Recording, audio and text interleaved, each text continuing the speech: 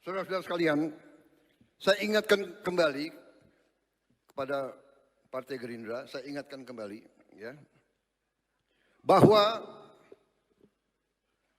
sekarang benar kita di Indonesia maju semuanya. Dan saya katakan di sini, kita berhasil karena kita didukung oleh Presiden ke-7. Tepuk tangannya kurang semangat. Semangat lagi. Hidup Jokowi.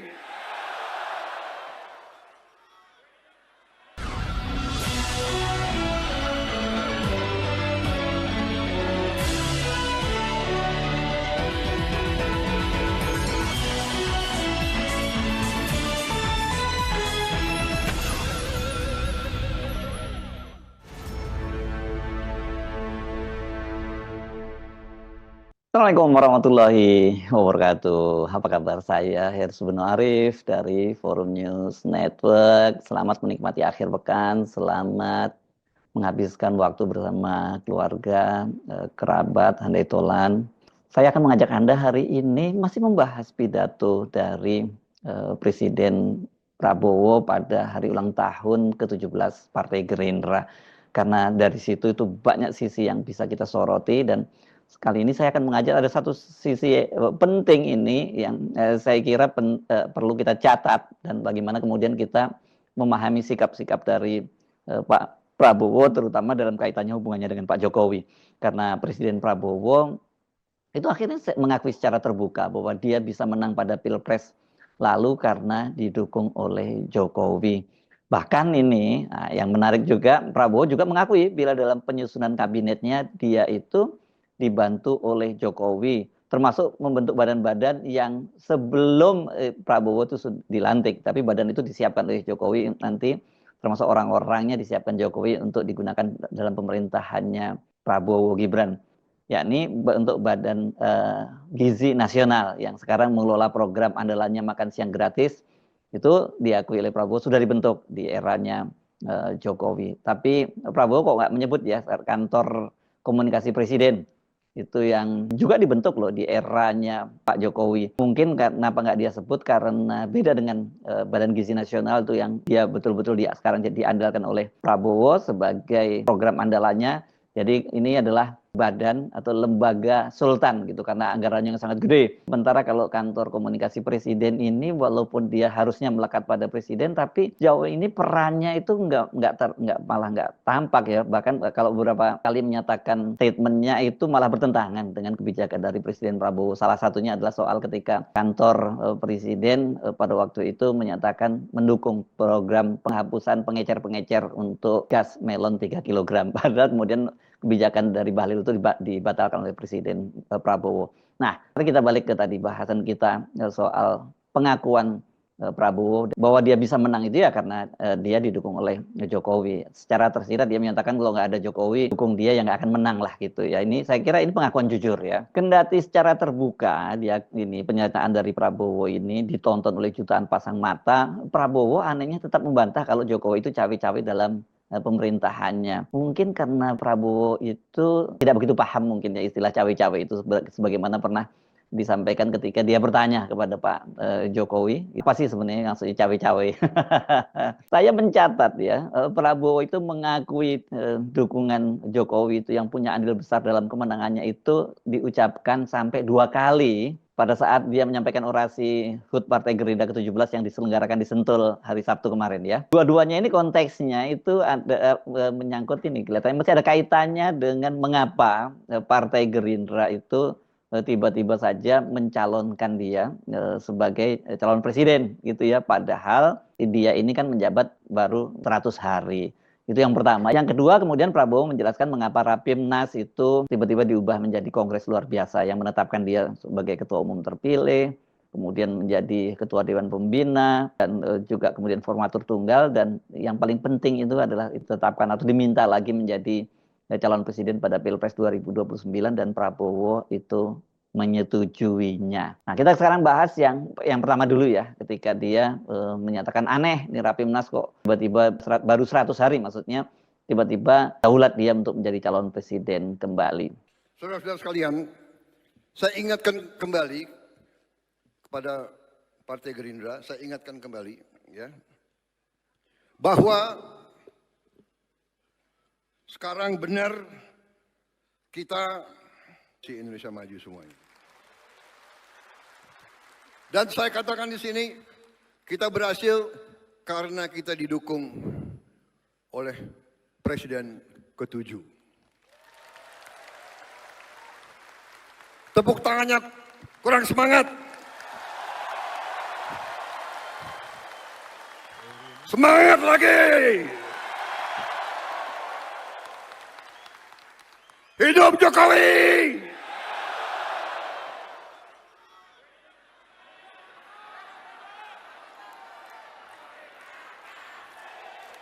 Terima kasih, terima kasih, terima kasih, terima kasih, Pak Jokowi,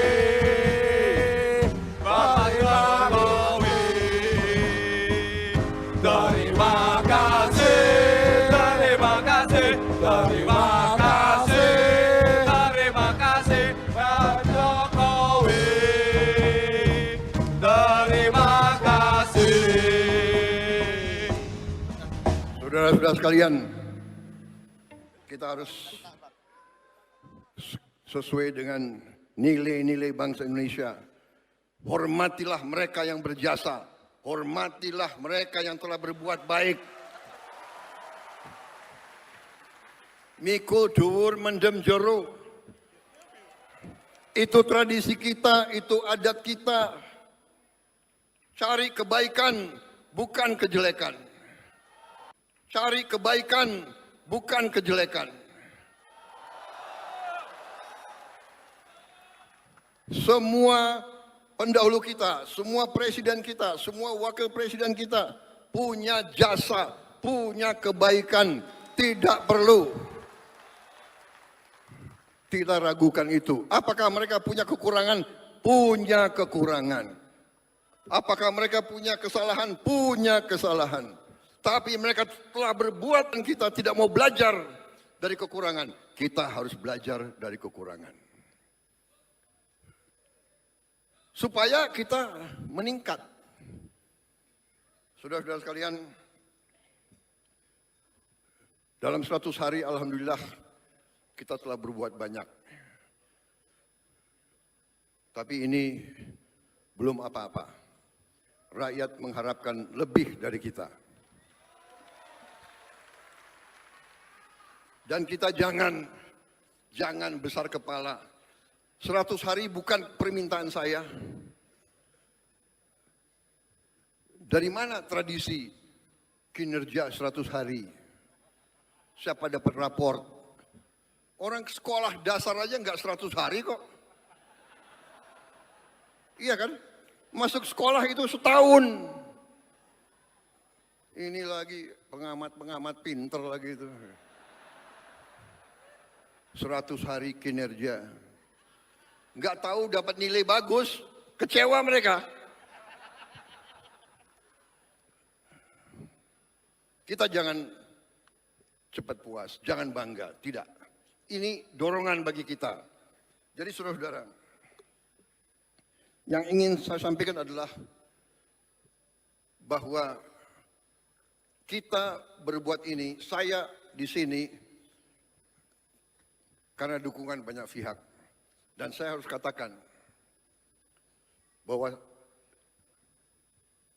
alih kekuasaan, transisi dari Presiden ke-7 ke Presiden ke-8, saya kira suatu transisi yang salah satu transisi yang paling mulus. Saya mau katakan, kita berada di jalan yang benar. Pak Jokowi telah membantu. Sebelum saya dilantik pun beliau sudah membantu. Memperlancar kegiatan kita. Sehingga hasil 100 hari sebenarnya bukan 100 hari. Mungkin ya 200 hari lah. Sebelum serah terima, beliau sudah manggil saya terus. Bahkan jabatan-jabatan tertentu beliau minta pandangan dari saya. Ini saya ceritakan. Karena saya ingin rakyat tahu sebenarnya Badan Gizi Nasional bisa begini cepat di luar dugaan orang. Biasa ada yang nyinyir, ya kan? Mana bisa kasih makan?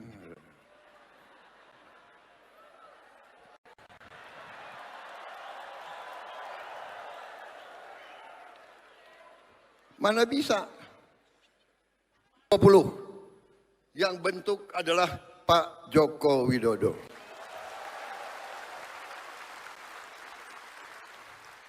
Beliau yang bentuk. Sehingga kita sudah kerja sebelum Oktober. Tadi sangat jelas ya Pak Prabowo menyatakan itu dia bisa menang karena didukung oleh Jokowi. Bahkan juga dalam menyusun kabinet. Pasti akan ada yang menyatakan, terutama pendukung Pak Prabowo dan Pak Jokowi, mesti akan membela diri. Apa masalahnya Jokowi mendukung Prabowo?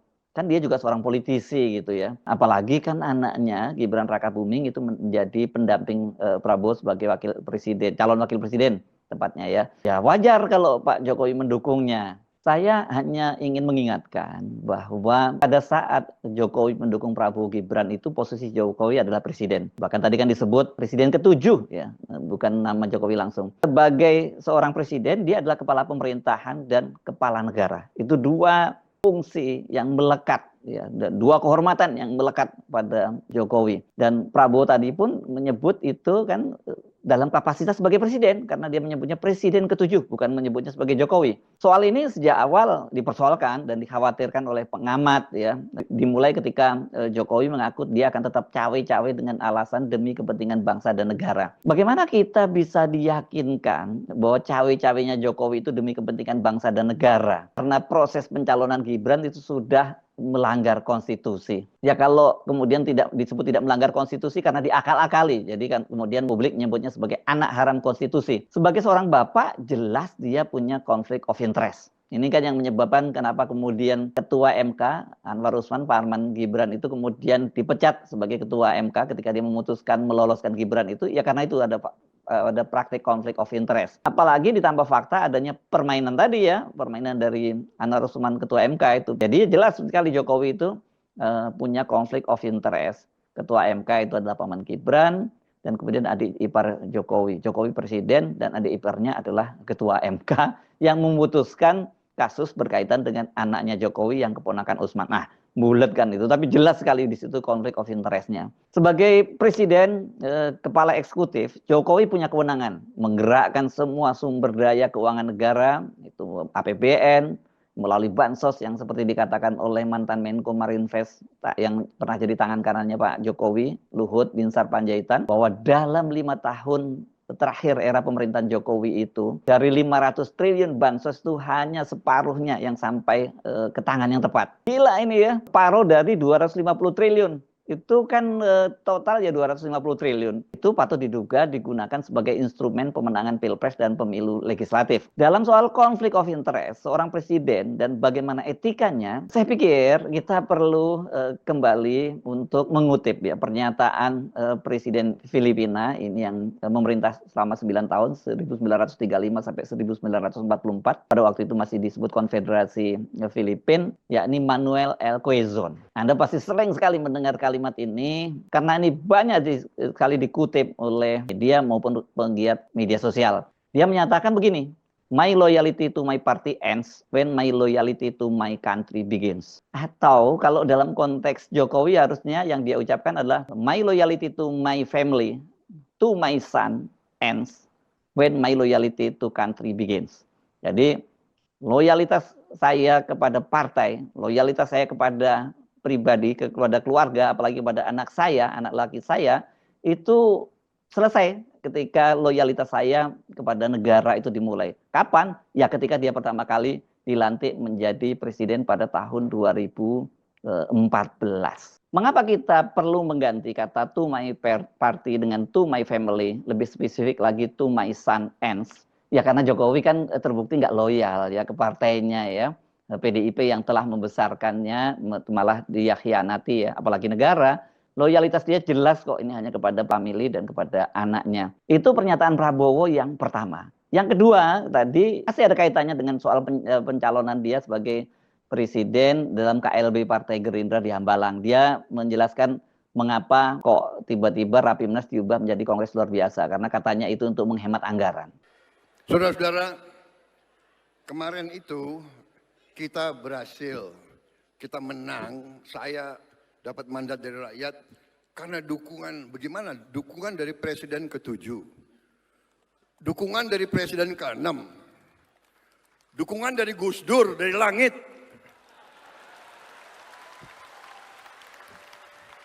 Kok nggak bisa kalah kita kemarin itu? Dari pernyataan Prabowo tadi menyiratkan kalau cuma Gerindra, ini kira-kira dia kan ngomongnya tadi mengingatkan pada kader Gerindra ya, yang mendukung itu nggak bakal menang. Karena sekali lagi dia bisa menang karena didukung oleh Jokowi yang kembali dia sebut sebagai presiden ke-7. Namun kemudian rupanya sadar ini Prabowo kemudian juga menyebut-nyebut nama presiden ke-6, maksudnya SBY, dan cara membingungkan Prabowo tadi juga menyebut bahwa dia didukung oleh Gus Dur. Ini ya, Gus Dur itu presiden yang keberapa ya? Presiden Gus Dur itu adalah presiden yang keempat ya. Bung Karno, Pak Harto, Habibie, dan kemudian Gus Dur. Tapi saya mengingatkan dalam sejarah sebenarnya kita pernah punya seorang presiden, yakni presiden pemerintahan darurat ya. Safruddin Prawira Negara. Ini harusnya itu dia diakui sebagai presiden kedua dong ya. Karena tanpa ada presiden darurat Republik Indonesia, eksistensi Indonesia itu mungkin tidak seperti sekarang. Oke lah, tapi tadi dia menyebutkan bahwa didukung oleh presiden ke-7, ke-6, bahkan Gus Dur yang didukung, kata dia juga didukung oleh langit. Mungkin maksudnya ini tadi Pak Prabowo menyadari bahwa kalau dia cuma menyebut presiden ke-7, kan faktanya Demokrat yang didirikan oleh SBY, presiden ke-6, itu juga kan belakangan kemudian balik badan bergabung dalam koalisi Indonesia Maju Plus setelah hengkang dari koalisi perubahan karena posisinya sebagai calon wakil presiden itu diberikan kepada Muhaimin, bukan kepada Agus Harimurti sebagai calon wakil presidennya Anies Baswedan ya. Kalau soal Gus Dur nggak jelas apa maksudnya karena Gus Dur kan sudah wafat. Mungkin melalui putrinya gitu yang mendukung dia juga, makanya dia sebut itu didukung oleh Gus Dur. Tapi dari pernyataannya tadi, pernyataan Pak Prabowo maksud saya sangat jelas bahwa dalam bawah sadar Prabowo, atau mungkin tepatnya itu dalam top of mind dari Pak Prabowo, dia itu hanya bisa menang Pilpres karena didukung Jokowi. Ya gimana gitu Anda desak-desak Pak Prabowo untuk mengadili Jokowi? Ya nggak mungkin lah ya. Karena sebenarnya peran dari Pak Jokowi terhadap Pak Prabowo ini tidak hanya soal Pilpres ya. Seorang pengamat, Rija Indragiri, ini seorang psikolog juga mengingatkan bahwa Prabowo itu dipulihkan kehormatannya oleh Jokowi, itu dengan cara memberi dia bintang 4. Ya, karena Prabowo ini pangkat terakhirnya sebenarnya hanya sampai bintang 3 dan kemudian dia diberhentikan oleh Dewan Kehormatan di TNI ya. Soal peran Jokowi yang sangat besar dalam kemenangan Prabowo itu sesungguhnya juga sempat di Prabowo singgung loh ketika menyampaikan pidato pada Kongres ke-18 Muslimat Nahdlatul Ulama di Surabaya pada hari Senin 10 Februari lalu. Konteksnya saat itu dia menyatakan peran Khofifah dalam membantu pemenangan Pilpres di Jawa Timur yang sangat besar. Saya sebenarnya tidak terlalu dekat dengan Ibu Khofifah. Saya baru jumpa ya, baru menjelang mau Pilpres. Benar Bu Khofifah? Yang suruh saya menghadap Ibu Khofifah itu Pak Jokowi. Benar?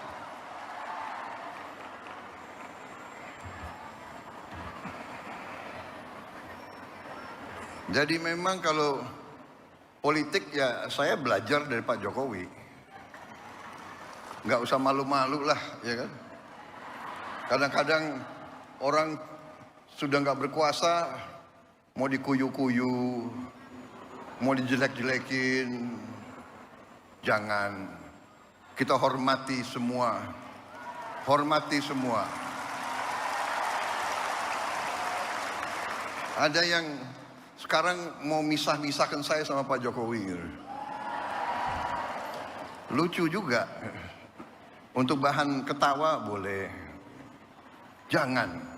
Kita jangan ikut pecah belah itu adalah kegiatan mereka-mereka yang tidak suka sama Indonesia. Soal dukungan Khofifah ke Prabowo Gibran ini di media sempat munculkan spekulasi politik bahwa Khofifah akhirnya mau mendukung, bersedia mendukung, bahkan bergabung menjadi tim ses dari Prabowo Gibran itu karena dia tersandra kasus ya, yang dimainkan oleh Jokowi. Mengapa kok banyak yang mengait-ngaitkan soal itu? Saya coba googling lagi. Ini ketemu beritanya ini. Disebutkan bahwa Khofifah resmi menyatakan dukungan kepada pasangan Prabowo Gibran pada tanggal 10 Januari 2024 bersamaan dengan ketika KPK memeriksa Sekretaris Daerah Jawa Timur Adi Karyono dalam kaitan dugaan korupsi dana hibah Provinsi Jatim. Ini kasusnya tahun 2022 lalu itu sempat heboh ya karena KPK itu telah menangkap dan kemudian menetapkan Wakil Ketua DPRD Jatim dari Partai Golkar Sahatwa Simanjuntak karena dia menerima suap ijon dana hibah itu. Ini jadi hibah dari provinsi, kemudian yang menyalurkan ini adalah para anggota-anggota DPR, dan sebelum dananya turun itu sudah diijon dulu, dia sudah dapat duit duluan gitu loh ya. Dan ini kan nggak mungkin kalau tanpa persetujuan dari Provinsi Jatim, karena Provinsi Jatim itu ya karena ini adalah dana hibah dari Provinsi Jatim. Sahatwa itu ditangkap KPK pada tanggal 16 Desember 2022 dan 5 hari kemudian tanggal 21 Desember KPK menggeledah ruang kerja Khofifah, kemudian ruang kerja Wakil Gubernur Emil Dardak dan ruang Sekda Adi Karyono. Dan dari ruang ketiganya itu penyidik KPK membawa sejumlah barang bukti yang dimasukkan ke dalam koper. Banyak yang menduga-duga, bahkan saya tahu banyak yang menunggu Khofifah itu akan segera diperiksa dan dijadikan tersangka oleh KPK. Dan selesai itu tamat itu Khofifah kalau sampai dia dijadikan tersangka. Khofifah membantah terlibat dalam kasus tersebut dan dia juga menyatakan nggak ada dokumen atau barang bukti yang dibawa penyidik dari ruang kerjanya maupun ruang wakil gubernur, ruang kerja wakil gubernur. Dan benar ternyata Khofifah lolos itu dari kasus tersebut dan kemudian malah dia bergabung menjadi tim ses Prabowo Gibran yang tadi saya sebut diumumkan pada saat bersamaan dengan Sekda dari Provinsi Jatim diperiksa oleh KPK. Tadi Prabowo kan menyebut perannya besar dalam memenangkan Prabowo Gibran dalam Pilpres lalu. Dari pernyataan-pernyataan Pak Prabowo tadi sangat jelas ya bagaimana peran Joko Widodo ini memenangkan pasangan Prabowo Gibran pada Pilpres 2024. Jadi mau dibantah Jokowi nggak cawe-cawe gimana ya? Wong Prabowo sendiri sudah mengakuinya secara terbuka di depan ribuan hadirin dan jutaan pasang mata di seluruh Indonesia bahkan di dunia. Saya Hersbun Arif dari Forum News Network. Sampai jumpa lagi. Wassalamualaikum warahmatullahi wabarakatuh.